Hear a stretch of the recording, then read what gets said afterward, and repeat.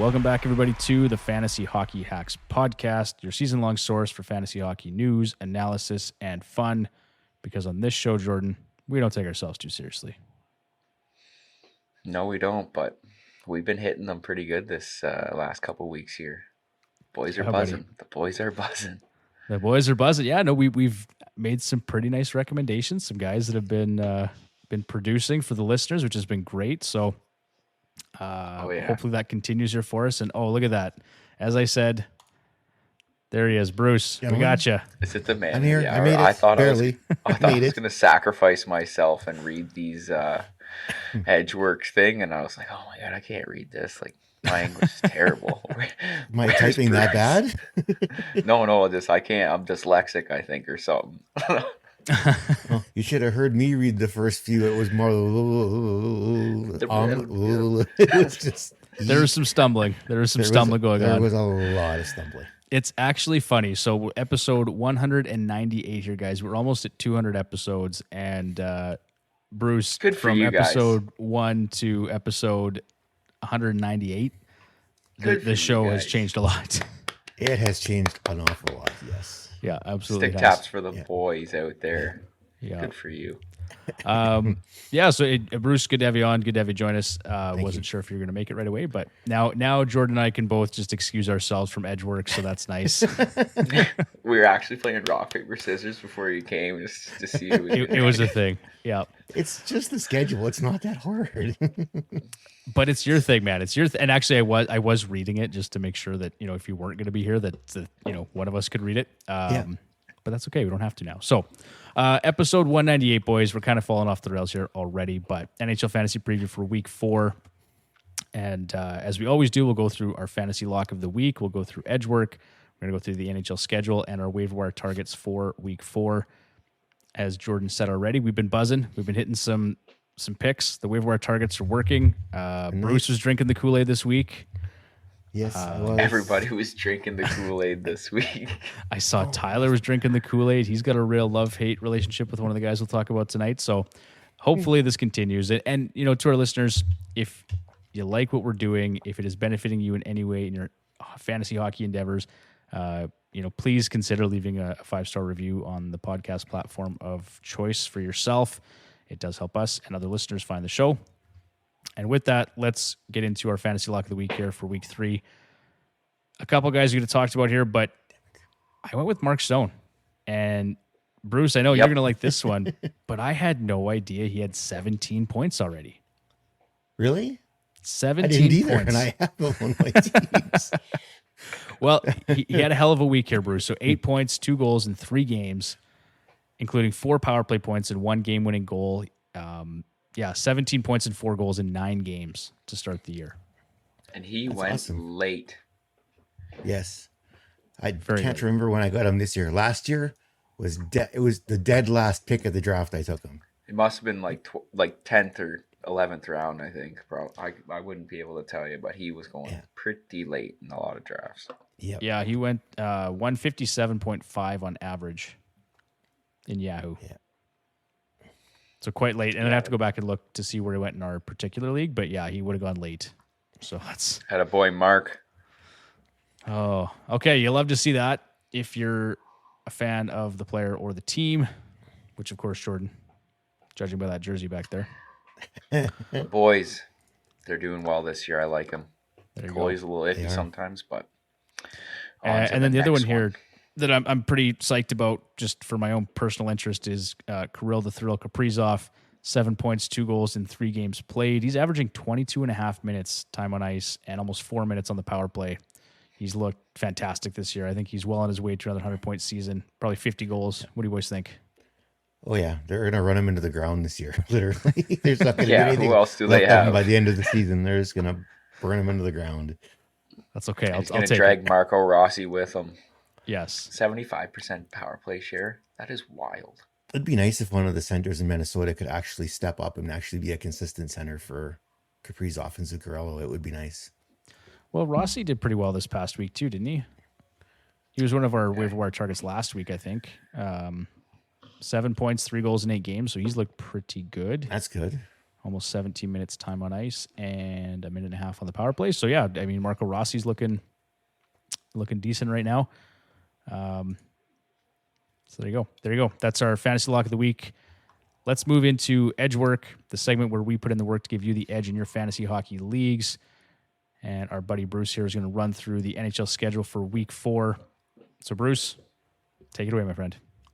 All right. Welcome to week 4. So same game total this week as last 52 games on the schedule with there is 6 light days this week, which is this whole light days thing drives me bonkers.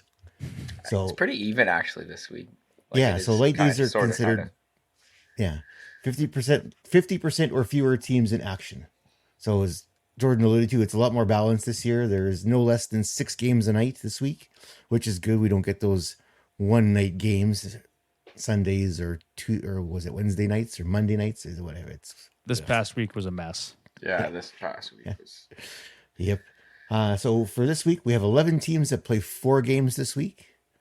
Of those teams, Calgary, the Islanders, Tampa Bay, and Washington play all 4 of their games on light days. Like I said, there's 6 of them this week, so it's pretty hard not to play a game on a light day this week. Boston, Columbus, Chicago, Seattle, San Jose, and Washington play 3 of their 4 games on light days. So guess what? They play Saturday.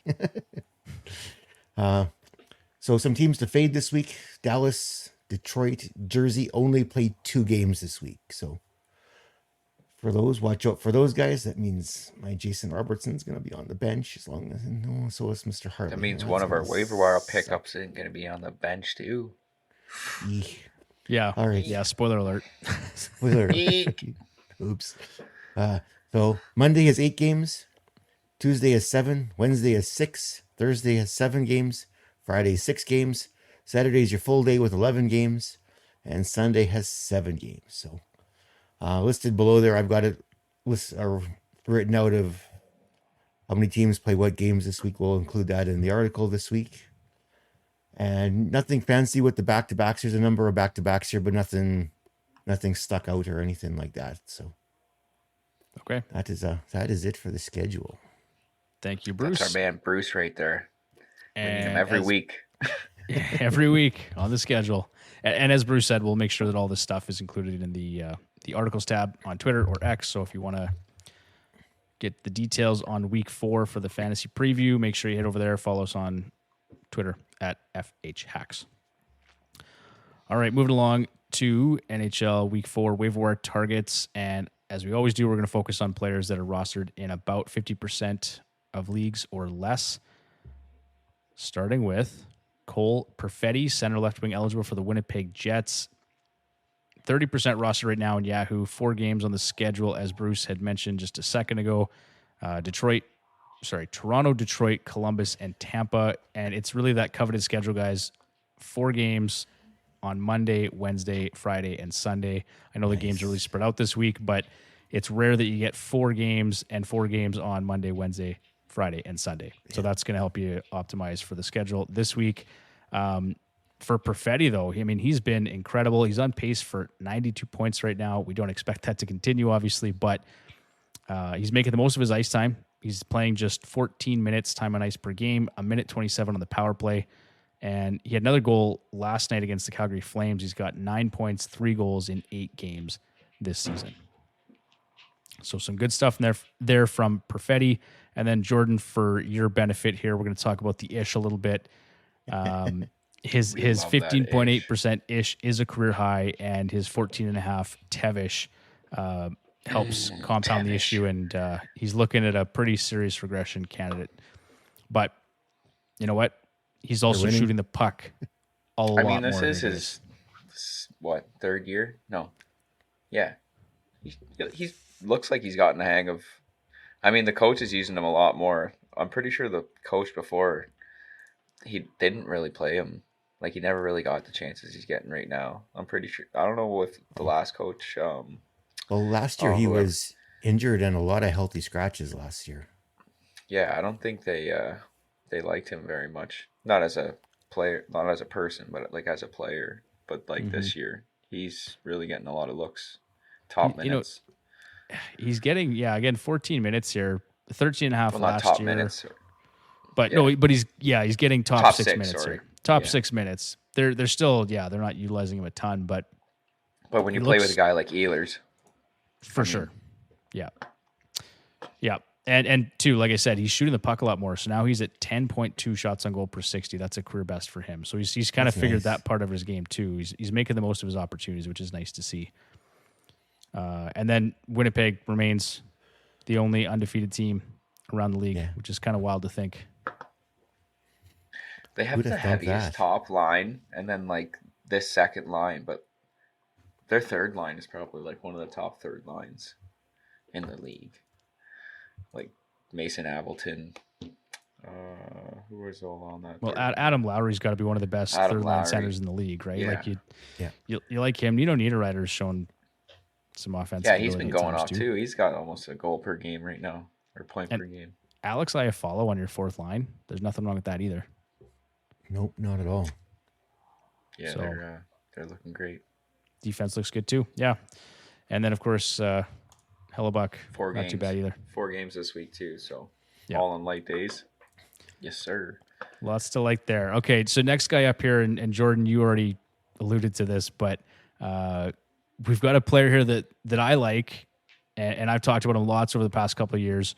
Unfortunately, the Dallas Stars, they've only got 2 games this week, so take this for what it's worth. But Matt Duchene, center right wing eligible for the Dallas Stars, still just 61% rostered.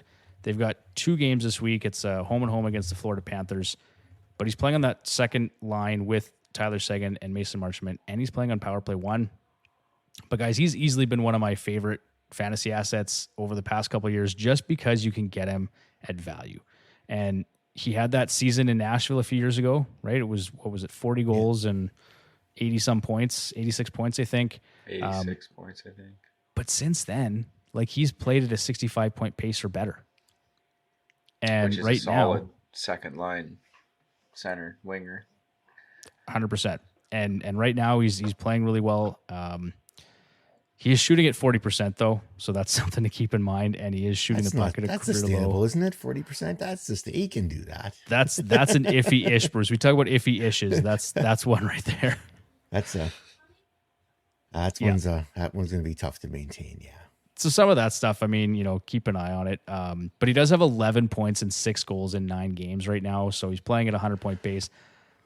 I don't obviously expect that to continue to be the case, but that's what caught my eyes. I was looking through some of the reports there, and he's putting up a lot of points right now. So something I take a look at. And then, Jordan, you had one of the guy from the Dallas Stars you want to talk about. Yeah, Tyler Seguin, center right wing eligible, also on the same line. He's only 23% rostered, but he was actually out for 1 or 2 games, but he's still a point per game. And they look great together. Those 3, Mason Marchment, he's also got pretty much a goal every other game or a point every other game. Yeah, he's got 8 points this season already. Yeah, so I mean, I think it's only like 5 games, 4 goals in 6 games this season. Like he would be going on my lineup tomorrow if Dallas didn't have 2 games this week. Well, Mason Marchment, 34% rostered. He's got 17 hits. It's almost 2 hits a game right now. So if you're in a banger league setup, he looks pretty good. 3 power play points. He's actually contributing in a couple categories. So, that's the guy I'd look at too. Doing better than my guys. Of a team. Which guys, Bruce? You got some failed projects on your roster? You got some duds? You got some duds over there? I got a few early round duds I'm dealing with. So Ooh. you got Zach Hyman. No, so I drafted Robertson and Wyatt Johnson this year. They have Robertson only has 6 points so far this season. Johnson only has 5. So they're actually fifth and 6th in team scoring right now. They're not mentioned in the Hacks forum here. They're not going to get the Kool-Aid drink. Sorry, man. They're not going to get that. They ain't going to get on here. They're too young. They didn't get enough. There wasn't enough made. All the old guys got it. Not this week. Didn't get it. I will point out that Harley has more points than Heiskanen does this year, so I'll just point that out. It's early, I know, but I just thought I'd point that out. Take a bow, Bruce. That a couple weeks ago. Take a bow. You guys are rolling. We got Jordan calling out, Justice and Noonan. We got Bruce saying Harley's going to outplay Heiskanen. This looks good. You're making the podcast proud, boys. Nice work. Buzzing. Stick taps. All right. Next guy up here, and this is the player I was referring to when I said Tyler's got a love-hate relationship with this guy, because he has dropped and picked back up Mikael Granlund, I think, about 3 times in the past week. So Tyler, if you're listening to this, I don't know what you're doing, man. Just hold him or something, but it's kind of comical at this point. 30% rostered in Yahoo leagues, 4 games on the schedule: Utah, LA, Chicago, and Vancouver. He is on that top line with William Eklund and Tyler Toffoli, as well as on Powerplay 1. He's looked really good in San Jose. Last season, played at a 71-point pace through 69 games, and he's looking to top that this season, playing at a 91-point pace with 10 points, 4 goals in 9 games. He's playing 22 minutes a night and 77% power play share. He's getting all the minutes. Somebody's got to score in San Jose, and this guy looks to be the dude to do it. And it's him and Toffoli, and that's about it. Yeah. That's the good news. The bad news is no one else is. And then the schedule. The schedule looks good this week. I think it's three light days for those 4 games. So I think in terms of optimizing the schedule as well, there's some things to like about Granlund. And who doesn't like dual eligible players, especially right wing? Jordan, as you've said in the past, a little harder to find. Oh, yeah. They are hard to find. I wonder what his power play time is. What is his power play time? I'll look that up right now. For which one? Granlund. For Granlund, I think it's like 4 minutes. Like he's got to be over. Yeah, his average is 341 this year. 341? Yeah, is his average for this year. That's a good chunk. He's going to get a lot of. I mean, who else are they going to play? Yeah. Like, really. Celebrini's still another week and a half away. Yeah. Back. Well, and as you guys know, it's never linear progression with rookies. Those guys, like, no. Celebrini's going to come back in. He's dealing with a bit of an injury situation. He's going to have to get himself acclimated again, and it's going to take some time. So these older veteran players tend to be a little more reliable, have a higher floor, and Granlund's shown he can produce in San Jose for a terrible team the last 2 seasons. So that's a guy I'm taking a look at in week 4. We fought over him when he played for Minnesota. Literally. Bruce, we fought over a lot of players over the years. That's true. We go back and forth all the time. Although we did agree today in the group chat talking about which goaltender to drop. Yes. So yes. Jordan, you didn't think this was a serious question, but I think it's a fair question. Okay, so I'm just going to throw it out there. It was the 4 goalies. You had to drop somebody. It was Allmark, Dostal, Stolarz. Who's the other one I'm missing there, boys? Bob. I left my phone in the other room. Bobrovsky. Yeah. Oh, there we go. So of those 4 goaltenders, which one are you going to drop? And in my opinion, Lucas Dostal's been way too good to drop. I know that Gibson's still there and he's still got 2 years left on his contract, but it's a well-documented fact that Gibson wants out of Anaheim. He's been awful the past 3 seasons. Why not run Dostal, have Gibson be your backup, try and find a trade partner for that guy, eat half his salary and say, see you later, and bring in another depth piece for Anaheim or draft picks, whatever. But so for me, I'm not moving Dostal. I think Stolarz he's kind of just a journeyman goaltender, in my opinion. And he's a guy that puts up good numbers. Stolarz just won the Leafs' hearts the other day in that one game where he robbed, he reached behind the back. It was right on the line. Yeah, I saw that the other night. Don't get me wrong. The whole Leafs nation just wanted to sniff this guy's blocker. This is a PG podcast. I can't say anything else. Okay? I thought you were going somewhere else with that, Jordan. Yeah, okay. No, there's a PG out here. We got kids listening to this. I like Anthony Stolarz, so I'm not trying to take anything away from the guy. It's just, but if you got to drop somebody, to me, he's the highest risk in terms of who has competition in the crease, and I think Joseph Woll is still a guy that the Leafs want to play. He's an important piece for them moving forward. So that's kind of where I was coming from, but I don't know. It's a nice. I like your opinion though. It's you're not wrong. I can't say that you're not wrong. But you know what they say about opinions, right? So, hey, we live in Canada, okay? Hey. All right, boys, let's get back on track here. So the next forward here we're going to talk about is Dylan Strome for the Washington Capitals. Center eligible, 46% rostered, 4 games on the schedule: New York, Montreal, Columbus, and Carolina. Really, it comes down to the fact that he's a first-line center playing on the top power play unit, and he's producing. Still less than 50% rostered. He's got 9 points, 3 goals in 7 games so far this season. And this is the guy I was thinking about with 4 minutes on the power play. Yeah. The only drawback with Strome is that he's running hot, 21.4% ish and a 16.5 Tevish. So some concerns that way, Jordan, but I think this is a guy that if he's sitting there, I think he's going to produce for you in a 4-game week. Oh, yeah. He can't not produce.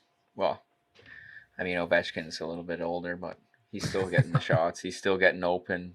And Dylan Strome's a playmaker, so he's just going to feed him.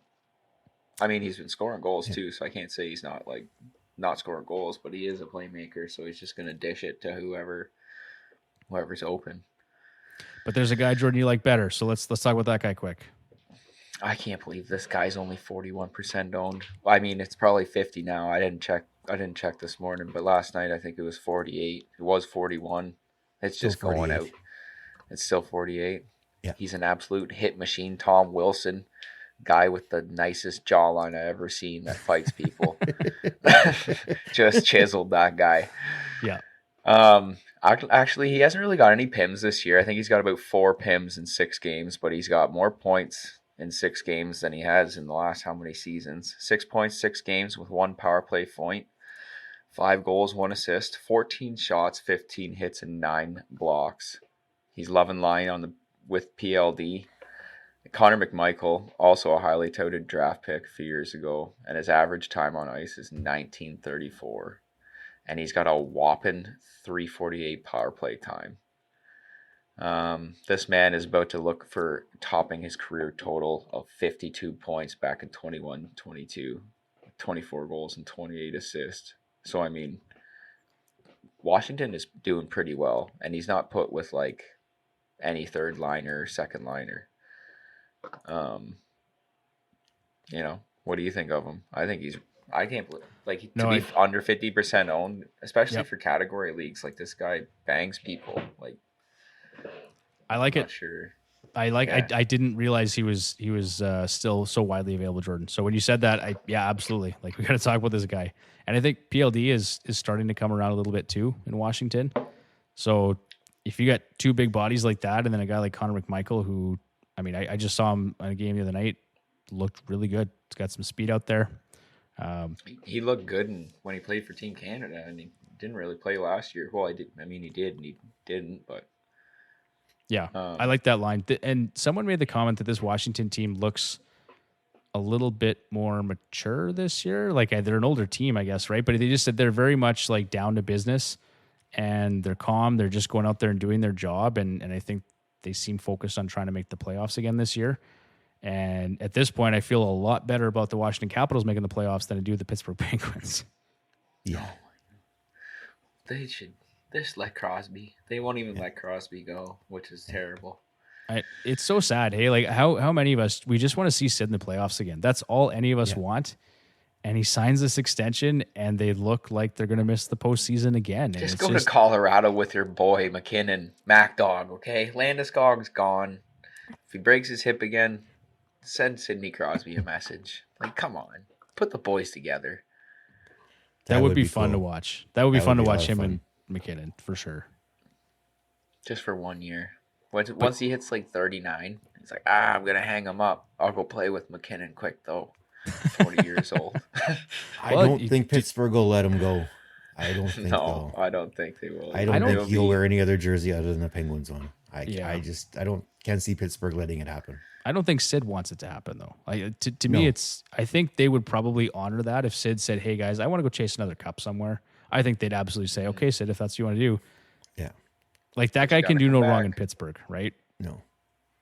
But I think, I don't know. I think it means something to players, say, to retire in a single jersey. I think so. If they can make it happen. I mean, he's an absolute legend in Pittsburgh, so why would he? Yeah. There'd be no And he's point. got his cups too, right? He's got his cups, got his trophies. All right, guys, we're getting off the rails here. Let's talk about one more forward here. Actually, we had a couple more. This one, Kyle Palmieri, right wing eligible for the New York Islanders, 16% rostered. Just looking at his stats here again, 4 points, 2 goals in his last 2 games against the Devils and the Panthers, 7 points, 4 goals in 8 games to date this season. Top 6 role, power play 1 role at times, and he's reaching that elite shot rate level at 9.6 shots on goal per 60. Again, another player that's running hot here, 17.4 individual shooting percentage, and that is well above his career high of 12.3%. And his team even strength shooting percentage with him on the ice is almost at 15%. So there's some things there to watch out with for Kyle Palmieri. But again, one of those players on those teams, 4 games, 4 light days, and right wing eligible. That's a guy that just checks off a lot of boxes in terms of fantasy value. So I'd give him a look, and widely available at 16% rostered. And then, Jordan, you had one other one here, too, in Morgan Frost. Yeah, not that he's just a standout candidate, but just a couple things for this guy. So he's playing 4 nights this week, off nights, or 4 games, 2 off nights this week. But he's actually, in shots per 60, 28th overall. So I don't know why the puck's not going in for this guy. And he's 61st in scoring for per 60 and still riding the PP1 slot. I mean, keep a lookout for him, but in deeper leagues, Morgan Frost is somebody I would definitely keep my eye on. That's good stuff there, Jordan. I like that. You know me, I love when you throw some stats at me, so that's good stuff there. Kind of this just reminds me a little bit of Owen Tippett, who is still he's just not producing where you'd expect him to. The whole Flyers squad is just, there's a lot of pucks getting thrown on net, a lot of chances, but they're just not getting any. They're not finishing. No easy goals. Yeah, there's no easy goals for this team. That'll turn around. That'll turn around at some point here. Need a couple of games against San Jose, they'll figure that out. Yeah, some tune-up games, right? That's all you need. A couple of back-to-backs with San Jose, and they'll be right back in it. There you go. Okay, that's going to do it for forwards, guys. Let's go to our defensemen, starting with a player that I've picked up in a couple leagues here this weekend. That's Owen Power for the Buffalo Sabres. 31% rostered in Yahoo. 3 games this week, Florida, the Islanders, and Detroit. And then he's on that second pairing with Bowen Byram and on the second power play unit. Pretty well documented fact that he's never going to get power play 1 playing behind Rasmus Dahlin. If you just accept that fact and move on, you're probably going to be pretty happy with Owen Power because he's looked good this year. 7 points, 2 goals in 9 games. And at that pace, he's going to smash his previous career high of 35 points. 14.3-ish is well above his career average of 5.3, and his 17.8 Tevish is definitely not sustainable. But again, if you're looking for depth on the blue line, I think Owen Power's a guy that could help out. He helps with blocks as well, chips in with some offense, exposure to the top 6 in Buffalo. What do you guys think? I do like Owen Power. I got him in a dynasty league. I mean, with Bowen Byram there, he kind of takes away some of the blue line's crowded. Yeah, it's a crowded blue line, but he's just a big boy. Big old. He's tied for 3rd in team scoring. Well, I mean, yeah, he's looked good. Right now, there's not much they can beat in Buffalo. Or not a lot. Pretty easy to beat in Buffalo. Yeah, the bar is pretty low there. But again, that's why he's 31% rostered and not, 61% rostered because they just haven't really gotten off the ground offensively. I don't think Dahlin's had a good start to the season either, has he? He's got 5 points, all assists, 1 power play point. Yeah, that's going to turn around. I mean, that's a guy looking to buy low. That's a guy I'm looking at. Buffalo has only scored 3 power play goals this year. Yeah. Thompson. 4, sorry. Okay. Well, remain patient. It's going to come. But I like Owen Power, and 3 games on the schedule this week.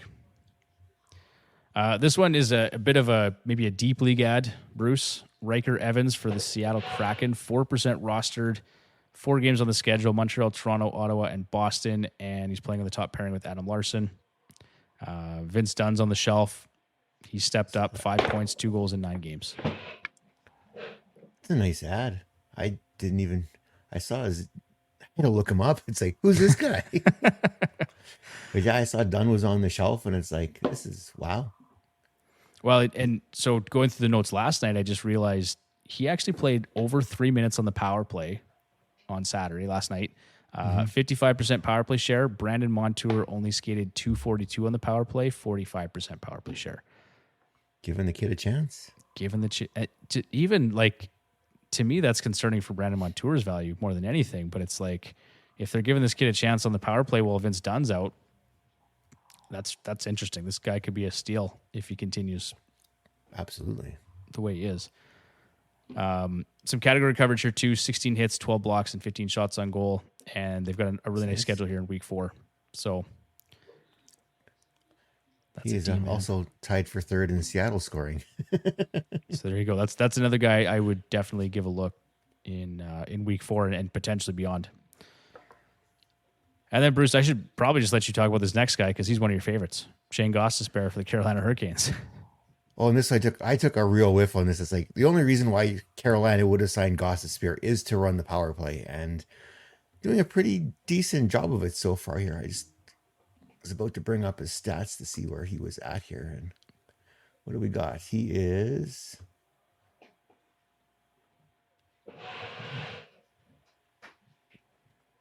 6 points. So 6 points, 4 goals in 7 games this season.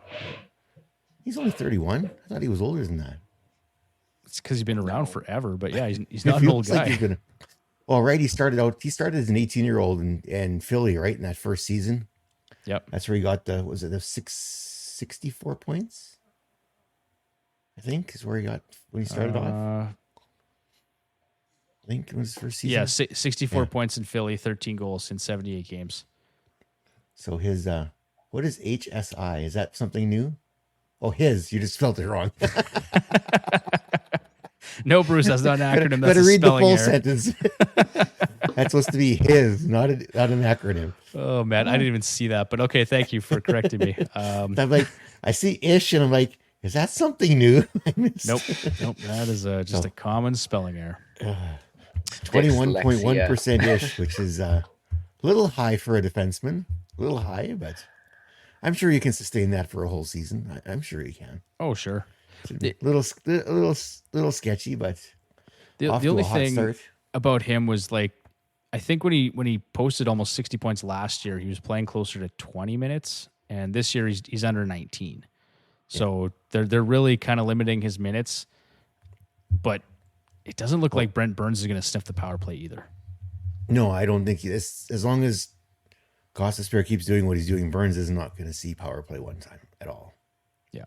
He's just not going to see it. So this was a good development for us, Bruce, in our we call ourselves Experts League that we play in with Nate and Blake and those guys, because we managed to scoop Gostisbehere fairly late, and that was a bit of a gamble because we weren't totally sure he was going to run the power play all season long, but it sure looks like that right now. Yeah, he's doing good, so it's nice. And playing at a 70-point pace, so that's my fantasy team needs that if I got to keep up to you. Yeah, I made a few ads today. I don't know how well that went for me, but I'll have to check. It's going very well for you, I might add. Oh, did I had a good day? Okay. If Colorado wins, you'll beat me. Okay. Colorado won. Did they? Yeah, I needed it. Jordan just set that straight face too, eh? Like, how many points do we get for a goalie win in our league? Because I am pushing it right now. Oh, and our ESPN league is 5, so Devon will beat me by 1. Oh, really? Yeah, it's that close. Oh, jeez. Yeah, you must have gotten a Noonan on your team, didn't you? My Makar and Stutzla, they laid an egg tonight. I got drinking the Kool-Aid. Yes, Jordan. Full marks to you, buddy, because I did pick up a Noonan in that ESPN league. I got him in every league I own. So he's cruising along, which is great. We'll come back to him after these. Exactly. Messages. Yeah, we're spoiler alert. Okay, one more D-man here that you want to talk about, Jordan? Yeah, I like this guy for a couple years now. He's never really got looks. JJ Mosier, a.k.a. I don't know how I say it. I'm going to say Janice. Not Janice. Probably Giannis Moser. He's got 4 games played. line 1 with Hedman, power play 2. You guys probably don't know this guy because he was in the bottom pairing in the Coyotes franchise for forever. Yep. Well, I mean, he played behind Chychrun, Dursey, Valimaki. He was never, ever given any opportunity. But for some reason, the guy always got on PP2 and always put on, I mean, not points every night, but I usually had him for hits and blocks because he was a block machine. Yeah. But right now, he is rolling on Sergachev's line, or Sergachev's minutes right now, 21-11 per game with a little bit of PP time, like I said, at 138. He's got 6 points in 7 games, 9 shots, 5 hits, and 9 blocks. Wow. So it's almost, 1.25 per game for blocks. That's awesome. Yeah, I mean, he's a little hidden, 13% rostered, but I've liked him since, just for blocks, and right now he's getting points, so you might as well just add him up if you're weak on defense. For sure. I like it. That's a nice little nugget of fantasy gold there, Jordan. I like it. Just another nugget for the boys. Okay, let's see how he does next week. Yeah, keep it rolling. And then also with Jake Wallman not doing well, they have this guy called Jack Thompson in San Jose. I'm not even sure. He's probably 1% owned. But I watched him the other night.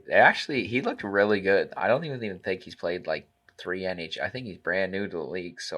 But he's got like 21 minutes, 22 minutes. Like, he's getting the minutes, but he's still line 3. Jordan. Yeah, and I mean, he's played 3 games, 3 points. San Jose wasn't doing it. Something wasn't clicking, so they pulled this guy out of the hat. They're trying him out. So if you're in really deep leagues, this guy on D would probably be somewhat of an efficient grab.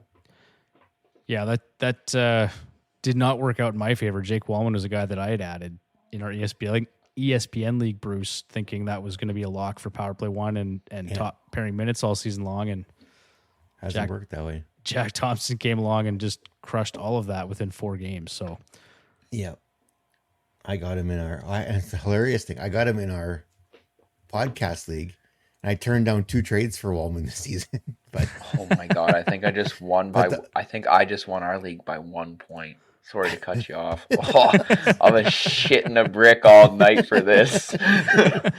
Literally, look how close these are. I can't even see the screen right now. Holy crap, that's close. That is 301 to 299, and then on my buddy Jed. Take that, Jed. I got $20 on you. I want my free skate sharpenings, buddy.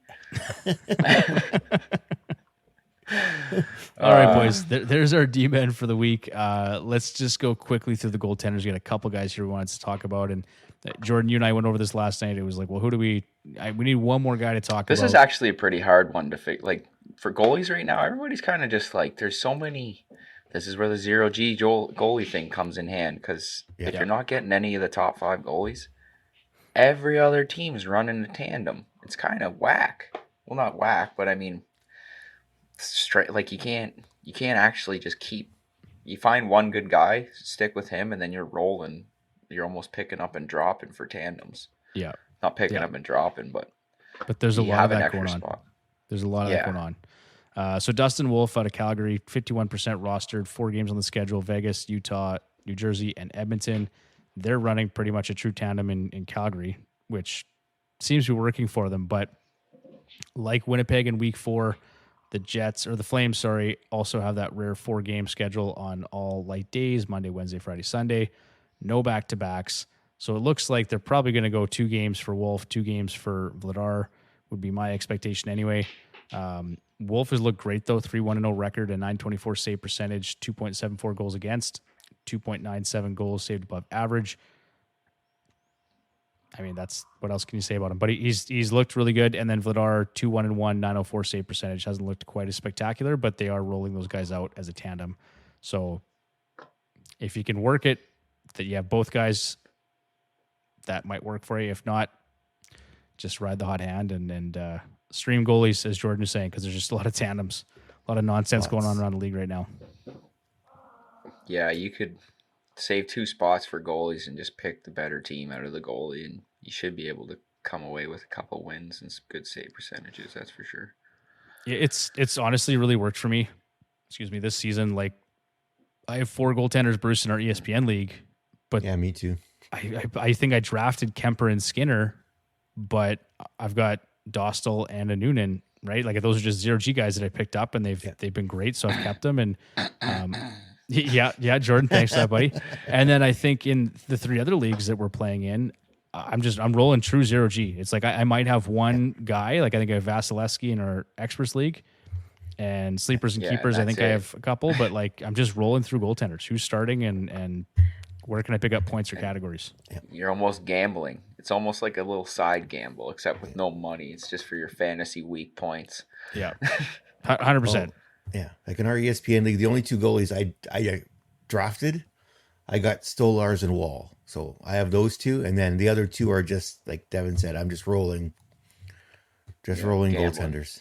Yeah, gambling on the river.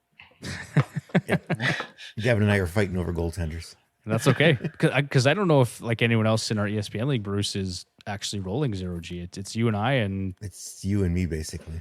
yeah, because everybody else they scramble for goaltenders early. And I will add, Bruce, you and I both started out the season in that league 2-0, and I think we've been 1-2 in scoring. I think like so. all 3 weeks, right? Like we've been right at the paying top off. and following that 0G strategy. So that's been really nice.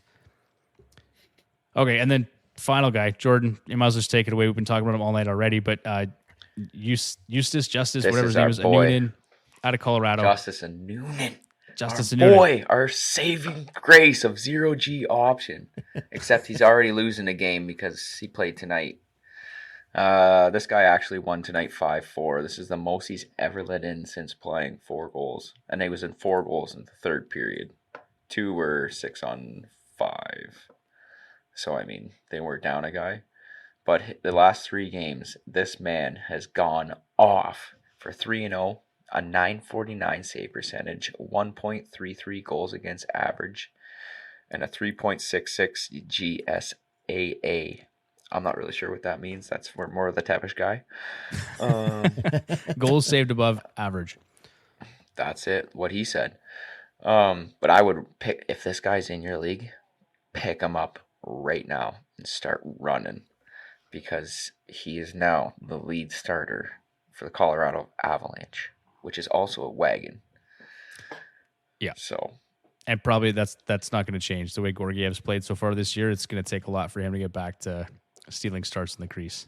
I mean, tonight he looked good all the way to the third period, and then it almost looked like Colorado they were up 2-0, and they kind of slowed down, and then it was kind of goal for, goal against, goal for, and then the last 5 minutes they pulled the goalie. Well, like I said, you get two goals, 6-on-4 or whatever it was, 6-on-5. Like 6-on-5. So. What do you do, right? Like it's But I mean, he robbed Timmy Stützle straight. It'll probably be on the highlight reel tomorrow. No doubt about it.